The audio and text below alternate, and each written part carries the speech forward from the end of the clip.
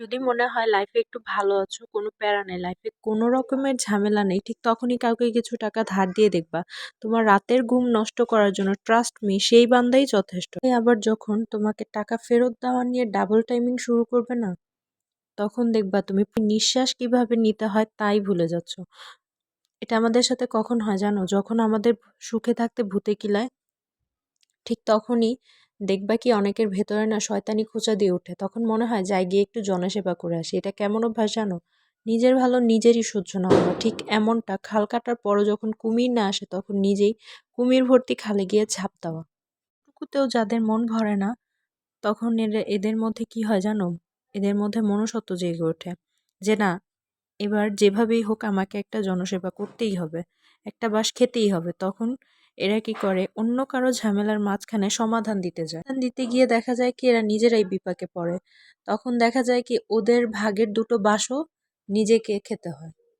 ভাবে জনসেবা করতে করতে একদিন দেখা যায় কি এরা বাঁশের ব্যবসা দিয়ে দিতে পারে। তবে অন্যের ভালো চিন্তা করতে করতে কখন যে নিজের ভালোটা এরা ভুলে যায় তা তারা জানতে পারে না। বুঝতেই পারে না কখন যে অন্যের ভালো করতে গিয়ে নিজের জন্য অলরেডি একটা বাঁশ রেডি করে আসে সেখান থেকে, সেটা তারা বুঝতেই পারে না। যখন দেখা যায় বাঁশটা অলরেডি সে নিয়ে নিছে তার কাছ থেকে বা পেয়ে গেছে, বাঁশটা তাকে দিয়ে গেছে, তখন সে বুঝতে পারে যে হ্যাঁ, আমি এই কাজটা করেছি, এই জন্যই আমাকে একটা বাঁশ দিয়ে গেছে।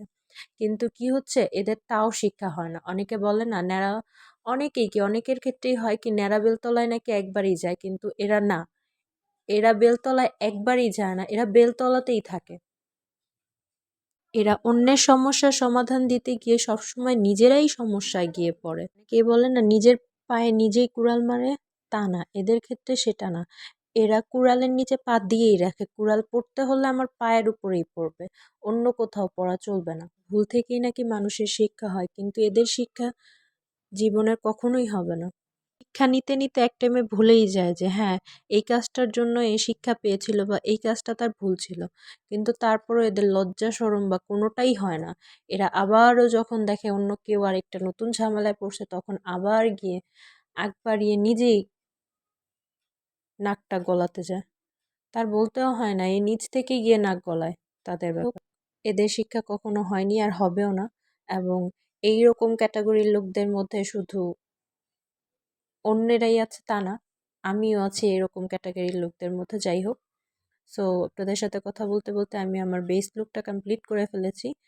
এখন আমি একটা লুজ পাউডার, বানানা লুজ পাউডার দিয়ে আমি আমার ফেসটাকে একটু, ফাউন্ডেশনটাকে একটু সেট করে নিচ্ছি। নাও কন্ট্যুর দিয়ে আমি আমার ফেসটাকে একটু কন্ট্যুর করে নিচ্ছি।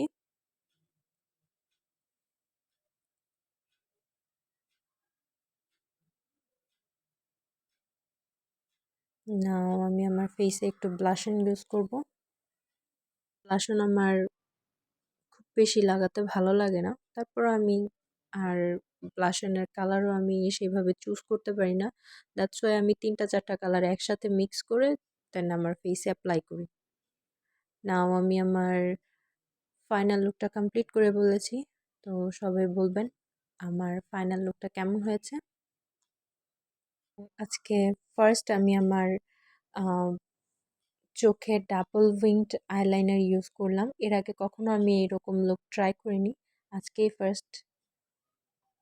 তো সবাই বলবেন আমাকে কেমন লাগছে, and please please please like, comment and share.